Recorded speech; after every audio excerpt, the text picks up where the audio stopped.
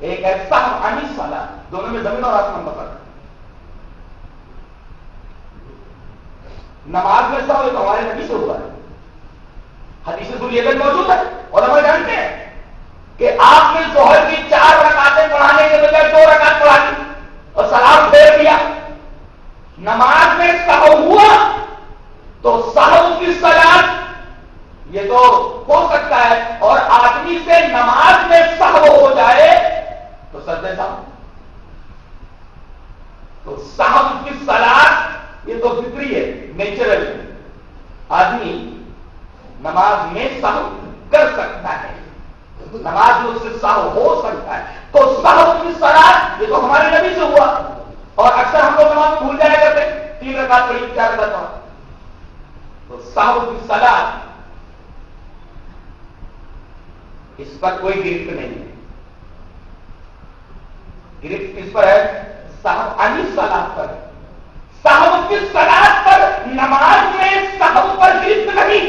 سہو عن الصلاۃ نماز سے سہو پر گرفت ہے. نماز سے سہو جس پر گرفت ہے کیا ہے؟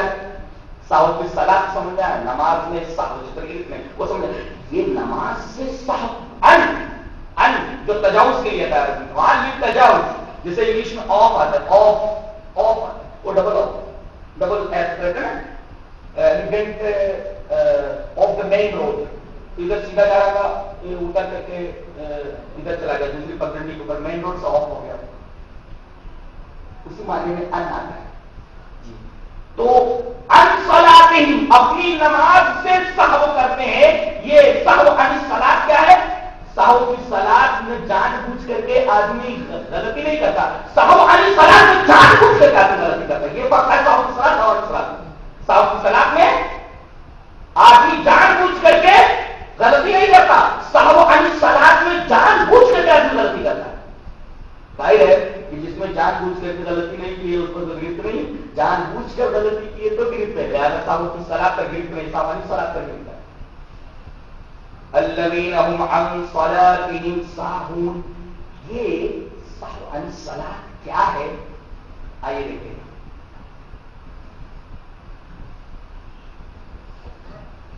مفسرین نے اس کی تفسیر کی ہے.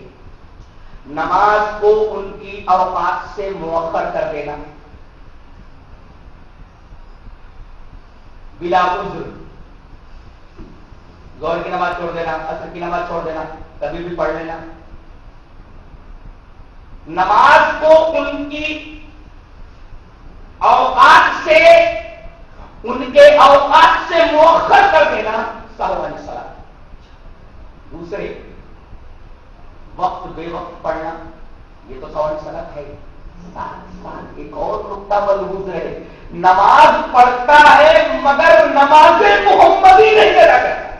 سہو عن الصلاۃ مطالبہ یہ ہے کہ ہم رسول کی طرح, جس طرح رسول نے ہمیں بتایا اس طرح نماز پڑھیں.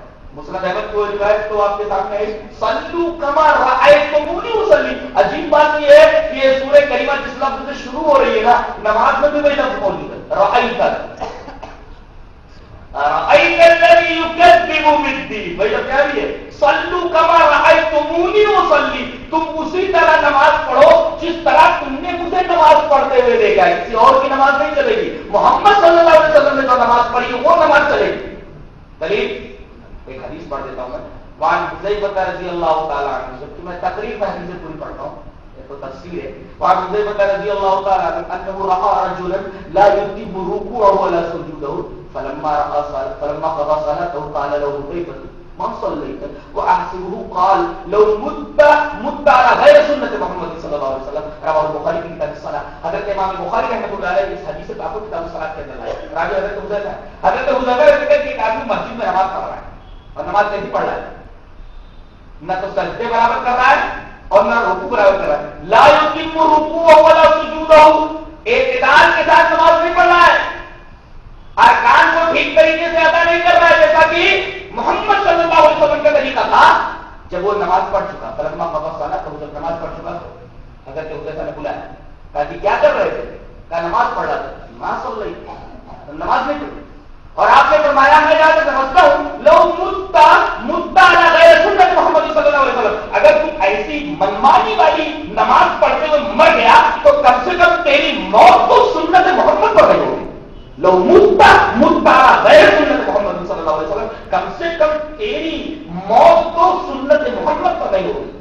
یہ حدیث بات بتا رہی ہے کہ سہو عن الصلاۃ کے اندر یہ بات بھی داخل ہے کہ نماز کو رسول اللہ صلی اللہ علیہ وسلم کے بتائے ہوئے طریقے کے مطابق ادا کیا جائے, ورنہ سہو عن الصلاۃ اعتدال, ارکان کو صحیح طریقے سے ادا کرنا, نماز کی روح خشوع ڈوب جانا اس طرح پہلے تو یہ سمجھے کہ وہ اللہ کو دیکھ رہا ہے اور ایسا تصور نہ ہو سکے تو یہ تصور باندھے کہ کم سے کم اللہ اسے دیکھ رہا ہے. اگر یہ تصور بندھتا ہے تو سمجھو خشوع خضوع ہے اس کی نماز میں, اور اس کی نماز محمد صلی اللہ علیہ وسلم سے طریقے کے مطابق. تو فویل للمصلین, جہنم ہے, تباہی ہے نماز پڑھنے والوں کے لیے. یہ کون سے نمازیوں کے لیے ہے؟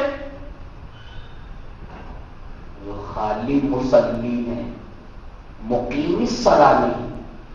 جی, مطالبہ خالی نماز کا نہیں ہے, مطالبہ اقامت صلاۃ کا ہے, اور یہی دعا ابراہیمی ہے, رب اجعلنی مقیم الصلاۃ. یہ نہیں پتا ہے رب اجعلنی مصلی, اے اللہ مجھے مصلی بنا دے. کیا بنا, کیا دعا کی انہوں نے؟ قرآن میں سورہ ابراہیم میں حضرت ابراہیم کی دعا ہے, رب اجعلنی مقیم الصلاۃ, اے میرے رب مجھے تو مقیم الصلاۃ بنا. مقیم الصلاۃ نماز کا سیدھا کرنے والا. میتھمیٹکس کے طلبہ بیٹھے ہوئے, زاویہ قائمہ کیسا ہوتا ہے؟ زاویہ قائمہ 90 ڈگری کا ہوتا ہے, 90 ڈگری کا. یعنی کسی پلر کو اگر کھڑا کیا جائے اور ہر طرف سے 90 ڈگری کا زاویہ بن جائے تو یہ پلر زاویہ قائمہ, زاویہ قائمہ. اب مقیم الصلاۃ کا مطلب نماز کو بھی دے دو زاویہ قائمہ, حساب والو زاویہ قائمہ بنانا ہے وہاں نماز میں, ہر رکن کو بالکل سیدھا کرنا. کہیں بھی کیا ہوا زاویہ قائمہ بنے گی, ذرہ برابر کہیں کی ہیلا ہے کم سے کم وہ زاویہ بنائیں گے, زاویہ قائمہ نہیں ہوگا.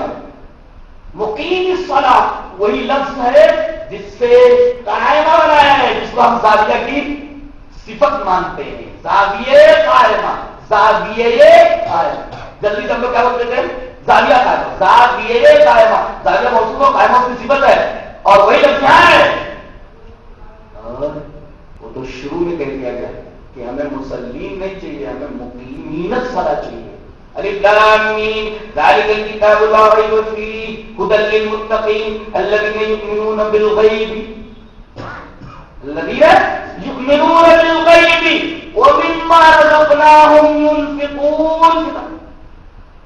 جگہ جگہ آپ دیکھیے کہ اللہ تبارک و تعالیٰ نے نماز کے ساتھ اقامت طلب, اقام الصلاۃ, اقام الصلاۃ, اقام الصلاۃ وآتوا الزکاۃ. اور دعا ابراہیمی میں خاص طور سے یہ لفظ اقامت لانا اسی فلسفے کی طرف مشیر ہے. رب اجعلنی مقیم الصلاۃ, اے میرے رب مجھے تو نماز کا قائم کرنے والا بنا, اس کا ہر رکن زاویہ قائم ہو جناب محمد رسول اللہ صلی اللہ علیہ وسلم کے طریقے کے مطابق. فویل للمصلین, تباہی ہو, جہنم ہو نماز پڑھنے والوں کے لیے. کون سے نمازیوں کے لیے؟ جن کی یہ صفت ہو جو اپنی نماز میں سہو تو کرتے ہیں مگر سہو وہ معاف ہے, سہو عن الصلاۃ کے مطابق. اب یہاں کیا معلوم ہوا؟ رسمی نمازی اگر دیکھنا ہو تو مصلی دیکھ لو, اور حقیقی نمازی دیکھنا تو مقیم الصلاۃ دیکھ لو. نہیں سمجھ آئے؟ رسمی نمازی دیکھنا کیسے بھی نماز پڑھ لیتا ہے, وقت بے وقت پڑھ لیا, سنت رسول کے مطابق دیکھا, نمازی تو ہے مگر یہ حقیقی نمازی نہیں ہے, حقیقی دیندار نہیں ہے. حقیقی نمازی وہ ہے جو مقیم الصلاۃ ہو. اور للمصلین الذین هم عن صلاتهم ساہون. تو ساہو کی دو قسم, ساہو عن الصلاۃ. ساہو کی صلاۃ پر گرفت نہیں ہے, ساہو عن الصلاۃ پر گرفت ہے. اور گرفت کیسی ہے؟ اسے خیر کی خوشخبری دی گئی.